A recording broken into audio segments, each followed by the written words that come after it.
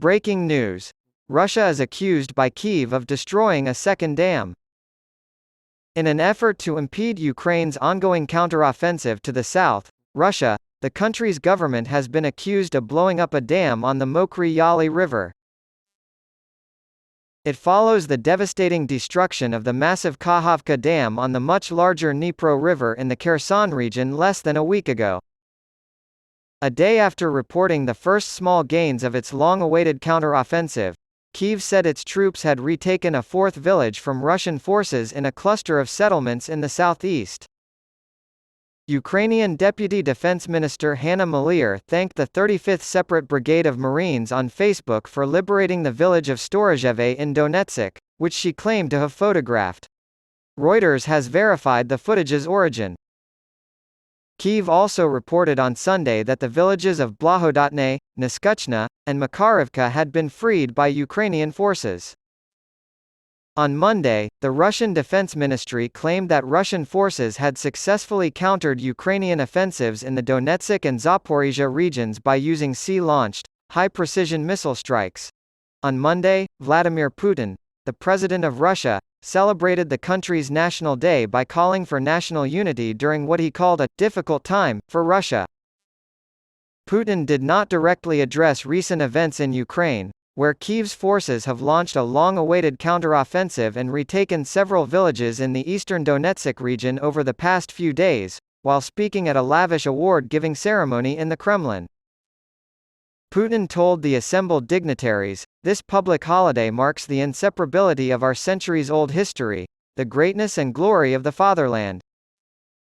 Today, in a difficult time for Russia, feelings of patriotism and pride unite our society even more strongly, and serve as a reliable support for our heroes taking part in the special military operation in Ukraine," Putin said.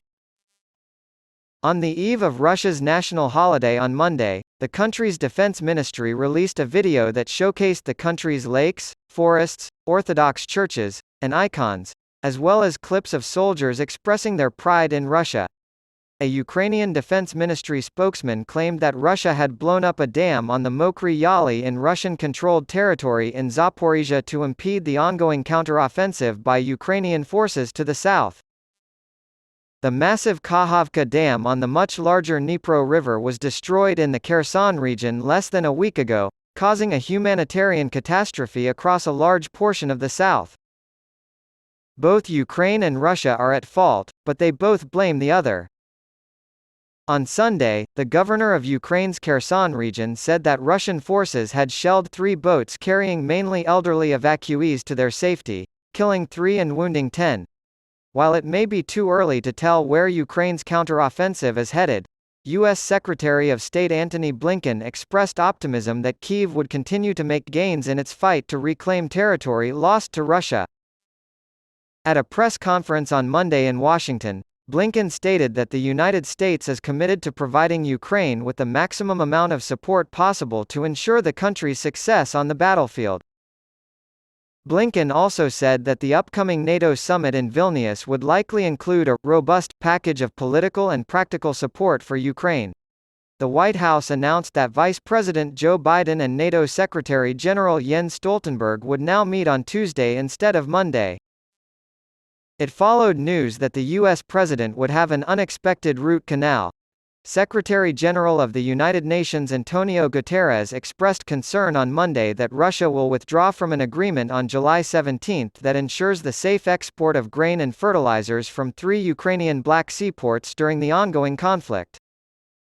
Moscow has been threatening to withdraw from the Black Sea Grain Initiative, brokered by the United Nations and Turkey in July of last year, if obstacles to its own grain and fertilizer shipments are not removed. "I am concerned and we are working hard in order to ensure that it will be possible to maintain the Black Sea Initiative and at the same time that we are able to go on in our work to facilitate Russian exports," Guterres said to reporters. In order to get Russia on board with the Black Sea grain deal, the United Nations and Russia signed a 3-year memorandum of understanding in which the UN agreed to assist Russian exports of food and fertilizer. Despite the fact that Western sanctions against Russia following its invasion of Ukraine in February 2022 do not apply to food and fertilizer exports, Moscow claims that restrictions on payments, logistics, and insurance have impeded shipments. On Saturday, Russia's Deputy Foreign Minister Sergei Vershinin was quoted by TASS as saying, "Russia can't be satisfied with how this memorandum is being implemented." On Friday in Geneva, he met with the top United Nations trade official, Rebecca Grinspan,